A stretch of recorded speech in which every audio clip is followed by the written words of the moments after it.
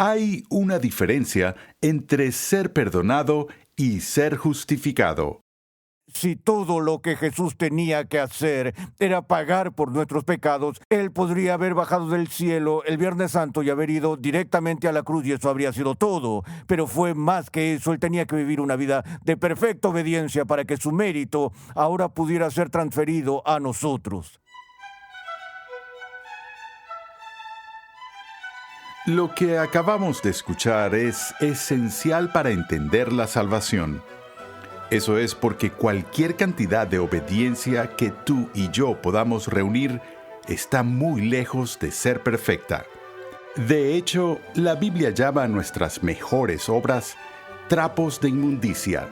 Están manchadas por el pecado. Para que Dios mantenga su justicia, alguien tuvo que ser perfectamente obediente. La doctrina de la justificación por la fe sola está en el centro de la teología de la Reforma y sigue siendo fundamental para todos los creyentes de hoy en día. Esta doctrina es continuamente atacada, pero sin ella no hay evangelio. El apóstol Pablo ofrece su más exhaustivo análisis de la doctrina de la justificación por la fe sola en su carta a los Romanos. Acompáñame al salón de clases a escuchar al Dr. R.C. Sproul mientras aborda pasajes claves del libro de Romanos para dar claridad a nuestra comprensión del Evangelio. Hemos estado viendo la doctrina de la justificación por la fe sola y la hemos visto desde un punto de vista histórico y desde un punto de vista teológico, doctrinal. Entendemos que la doctrina que la Iglesia elabora se supone que viene de la fuente de la Escritura misma y, por supuesto, la doctrina de la justificación por la fe es una que el apóstol Pablo expone repetidamente en sus epístolas, pero su tratamiento más exhaustivo de la doctrina se encuentra en su obra magna, su obra teológica en Romanos.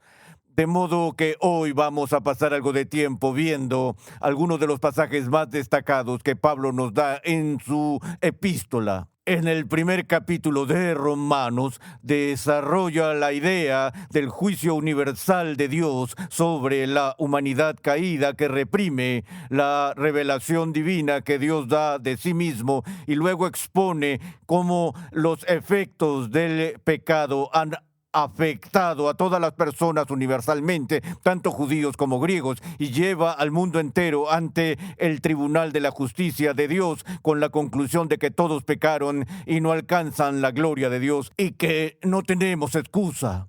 Pero cuando expone la naturaleza de la pecaminosidad humana, apela al Antiguo Testamento, el Salmo que dice: no hay justo ni aun uno, no hay quien entienda. Y ustedes conocen este pasaje, y cuando llega al final de esa cita, dice esto en el versículo 19 del capítulo 3. Ahora bien, sabemos que cuando dice la ley, lo dice a los que están bajo la ley, para que toda boca se calle y todo el mundo sea hecho responsable ante Dios. Y así nos pone ante el tribunal de Dios y usa la metáfora de la boca cerrada. Por supuesto, lo que eso significa es que cuando somos llevados ante el tribunal de Dios y aparecemos ante su santidad, la tendencia natural humana sería ponernos nerviosos y dar cada excusa concebible para poder justificar nuestra desobediencia. Pero cuando nos presentamos ante Dios estará todo tan claro para todos los que estamos allí que sería un ejercicio muy inútil dar cualquier excusa o cualquier intento de racionalizar nuestra desobediencia a Dios. Más bien, ante el tribunal nos callamos.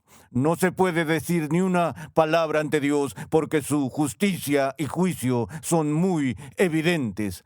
Pero luego Pablo continúa diciendo: porque por las obras de la ley, ningún ser humano será justificado delante de él, pues por medio de la ley viene el conocimiento del pecado. Y esta breve declaración aquí es de suma importancia para entender la doctrina de la justificación. Y también es una declaración particular que el apóstol hace, el cual ha sido un tema de mucho debate, investigación en la historia de la teología. Empieza diciendo, por las obras de la ley, ningún ser humano será justificado delante de él. Ahora, la primera pregunta sería, ¿a qué se está refiriendo cuando habla de las obras de la ley? Hay quienes dicen que este es un pasaje restrictivo que solo se refiere a los requisitos ceremoniales de la ley del Antiguo Testamento, y que lo que el apóstol está diciendo aquí es que nadie está justificado por pasar por todas las acciones que Dios ordena, como lo hizo con los judíos, pasando por el sistema de sacrificios y todas las prácticas de culto que se asociaron con el tabernáculo y más tarde con el templo. En otras palabras, él está diciendo que nadie va a ser justificado por seguir los rituales que la ley ordena. Y de nuevo, esa es una aplicación muy restrictiva del texto. La gran mayoría de los comentaristas, sin embargo, dicen, no, Pablo no está limitando esto solo a la práctica del ritual, sino más bien a todo lo que la ley ordena, incluidas todas las obligaciones morales que la ley de Dios impone sobre sus criaturas. Y así él está diciendo que por la obediencia a la ley de Dios, tanto en el culto, en el ritual, así como moralmente, por cumplir eso, nadie jamás será justificado. En ese sentido, cualquier tipo de buena obra, como la percibimos, está excluida de la base de la justificación. Otros limitaron este pasaje para decir que ninguna obra de obediencia hecha antes de la regeneración sumaría a nuestra justificación. Pero luego dicen que lo que hacemos después de renacer será la base de nuestra justificación. Así que una vez más, las obras son introducidas de nuevo como base de la justificación. De nuevo, esto es parte de la disputa entre Roma y el protestantismo, porque la postura protestante afirma que esto significa que ninguna obra hecha en cualquier momento es la base de nuestra justificación. Incluso las obras que se hacen después de que nos convertimos o las obras que se hicieron después de recibir gracia, esas obras que pueden contribuir a nuestra recompensa en el cielo, nunca son parte de los fundamentos de nuestra justificación. Ahora, por favor, permítanme tan solo decir esto. Cuando habla de justificación, no está hablando tan solo de una obra de perdón divino. Hay una diferencia entre ser perdonado y ser justificado. Una persona es perdonada cuando ya ha sido declarada y condenada por ser culpable.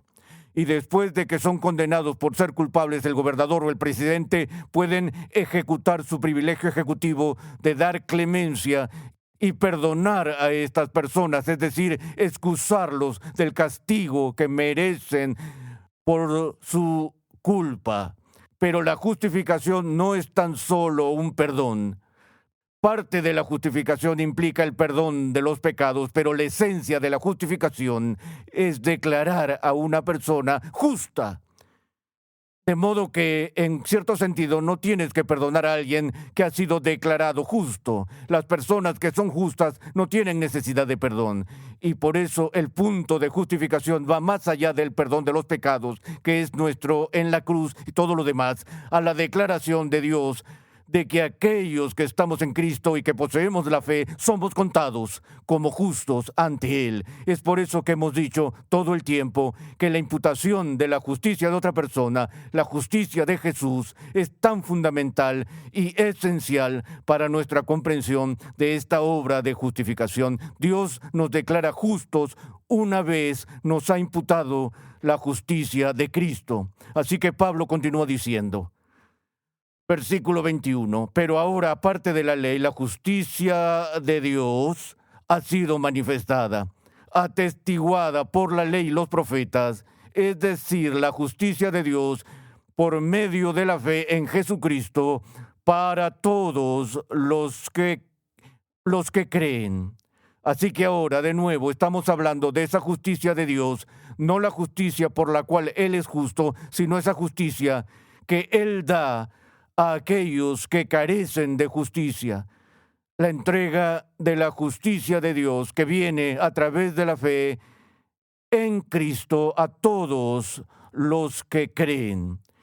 Y luego, más adelante, en esta sección dice, por cuanto todos pecaron y no alcanzan la gloria de Dios, siendo justificados gratuitamente por su gracia por medio de la redención que es en Cristo Jesús, a quien Dios exhibió públicamente como propiciación por su sangre a través de la fe, como demostración de su justicia, porque en su tolerancia Dios pasó por alto los pecados cometidos anteriormente para demostrar en este tiempo su justicia, a fin de que Él sea justo y sea el que justifica al que tiene la fe en Jesús. He dicho repetidas veces con anterioridad que el lema justificación por la fe sola realmente solo significa la justificación es solo por Cristo, es por su obra perfecta. Y cuando miramos a la obra de Cristo, que es el fundamento y las bases o la causa meritoria de nuestra justificación, hacemos una distinción entre su obediencia pasiva y su obediencia activa. La obediencia pasiva se refiere a su entrega voluntaria de sí mismo en obediencia a la vocación que le fue dada por su Padre para morir por nuestros pecados. Él acepta y se somete para ser sacrificado por nosotros. Y en ese acto de redención al que Pablo se refiere aquí, se logran dos cosas: la propiciación y la expiación.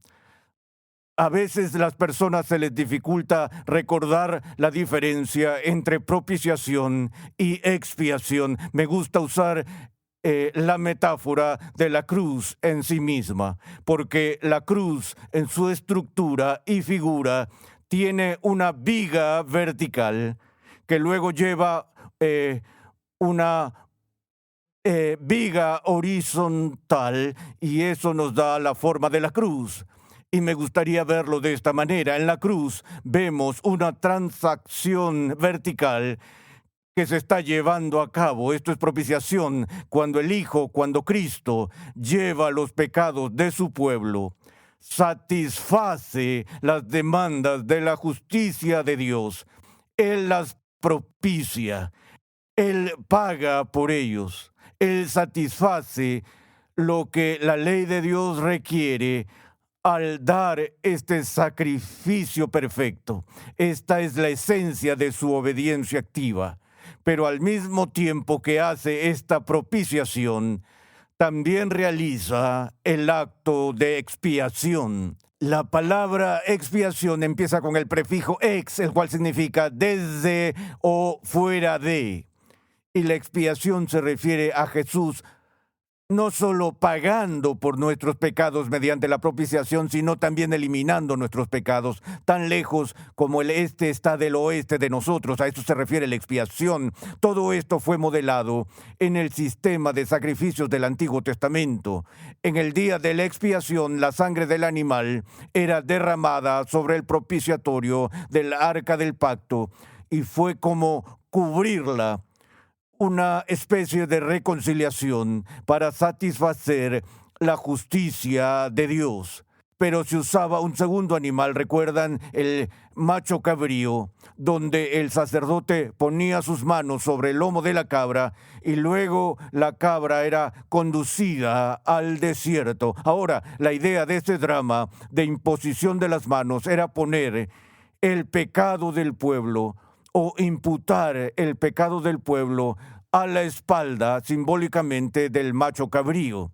Y entonces el macho cabrío es enviado al desierto por esta razón. El desierto está fuera del campamento. Es el lugar de las tinieblas de afuera. Es el lugar que está más allá de los confines de la presencia redentora de Dios, que se asocia con su presencia en medio de su pueblo.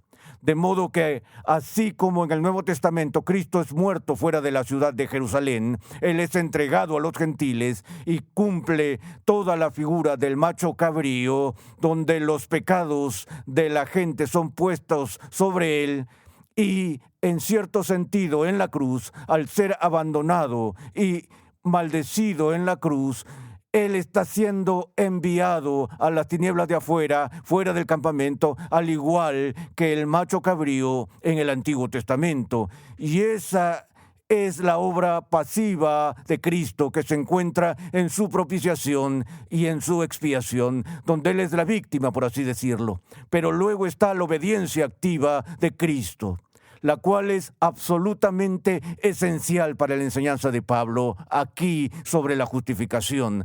La obediencia activa de Cristo se refiere a su vida perfecta bajo la ley, donde el viejo Adán cayó en desobediencia y por su desobediencia somos arrojados a la ruina. Por la obediencia del nuevo Adán ahora hemos recibido una justicia que es real, que se logra en su vida, ¿ves? Si todo lo que Jesús tenía que hacer era pagar por nuestros pecados, Él podría haber bajado del cielo el Viernes Santo y haber ido directamente a la cruz y eso habría sido todo. Pero fue más que eso. Él tenía que vivir una vida de perfecta obediencia para que su mérito ahora pudiera ser transferido a nosotros. Y así, en su caso, Él se sometió activamente a la ley de Dios. Su comida y bebida eran hacer la voluntad del Padre y así vivió sin pecado. De modo que en nuestra justificación es su justicia. Nuestro pecado es transferido a Él en la cruz. Su justicia es transferida a nosotros por la fe. Y Pablo continúa diciendo que esto indica que esto satisfizo a Dios en virtud de la resurrección. El apóstol nos dice que fue resucitado para nuestra justificación, lo que significa que el sacrificio que hizo en su obediencia pasiva y el mérito que obtuvo en su obediencia activa fueron satisfactorios para el Padre. Y así el Padre lo resucitó de entre los muertos para demostrar que esta obra de redención sí resolvió el problema, por así decirlo, y nos trajo la reconciliación. De nuevo, la gente dice, ¿por qué tenemos que pasar por todo esto? ¿Por qué no podría Dios tan solo haber ejercido su misericordia y su gracia y dar el perdón a los pecadores? ¿Y por qué tendría que ejecutar a su hijo y hacer todo esto? Algunos incluso lo llaman ahora abuso infantil cósmico. Esto es porque Dios, siendo justo, nunca negociaría su justicia. Él no va a negociar su justicia con el fin de asegurar tu justificación. Y Pablo lo dice aquí en el capítulo 3, cuando dice esto.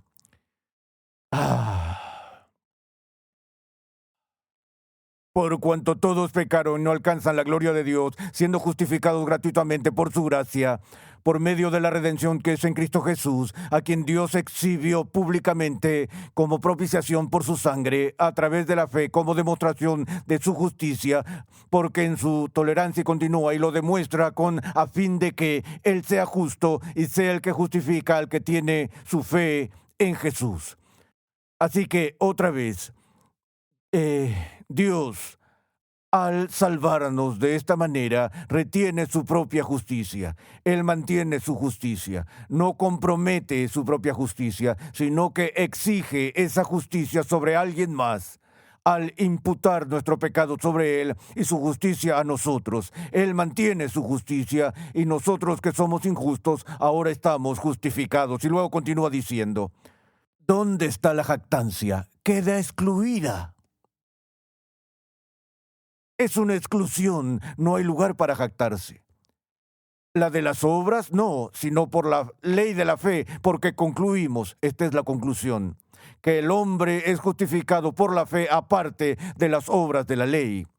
Y luego continúa diciendo en el capítulo 4, ¿qué diremos entonces de Abraham?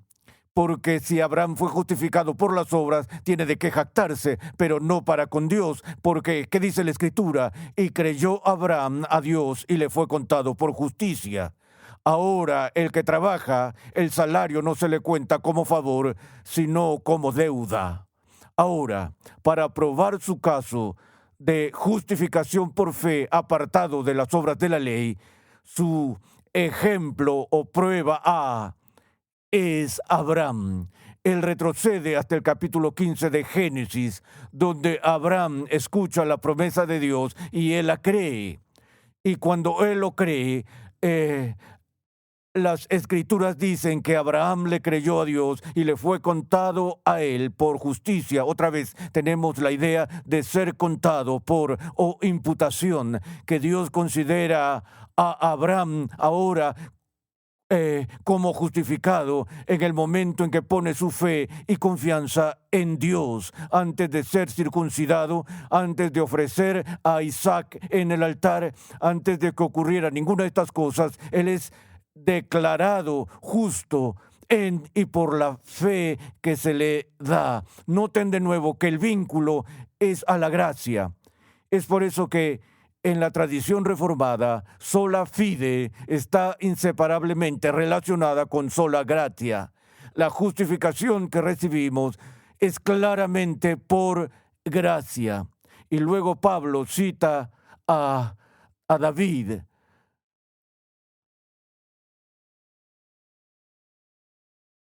donde dice: bienaventurados aquellos cuyas iniquidades han sido perdonadas y cuyos pecados han sido cubiertos. Bienaventurado el hombre cuyo pecado el Señor no tomará en cuenta. Así que Dios no nos imputa nuestro pecado siendo merecedores de ese pecado. Él se los imputa a Jesús. Y todo el proceso aquí, desde Génesis, capítulo 3, hasta el final de toda la Biblia, se manifiesta a través del tema de la cobertura. Recuerden que el primer ejemplo de la misericordia de Dios, cuando Adán y Eva cayeron, ellos huyeron de su presencia, trataron de esconderse de él, se avergonzaron porque se dieron cuenta de que estaban desnudos, y entonces, ¿qué hace Dios? Él condesciende y hace ropa para ellos. Los cubre su vergüenza. Ese mismo drama continúa, como mencioné hace un momento, en el día de la expiación, cuando la sangre cubre la cubierta del propiciatorio. La imagen aquí es que se nos da el manto o la túnica de la justicia de Cristo para cubrir nuestra desnudez o para cubrir nuestros trapos de inmundicia, para que la única justicia que tengamos delante de Dios sea la única justicia que necesitamos, la cual es la justicia de Jesús. En nuestra próxima sesión, lo que quiero hacer es pasar un poco de tiempo hablando sobre el resultado o la consecuencia de ser justificado para nosotros. Y luego veremos la relación entre lo que Pablo enseña sobre la justificación por la fe, aparte de las obras, y la enseñanza de Santiago, donde parece contradecir lo que Pablo está enseñando aquí en Romanos. Pero empezaremos a examinar las consecuencias y los resultados de la justificación en nuestra próxima sesión.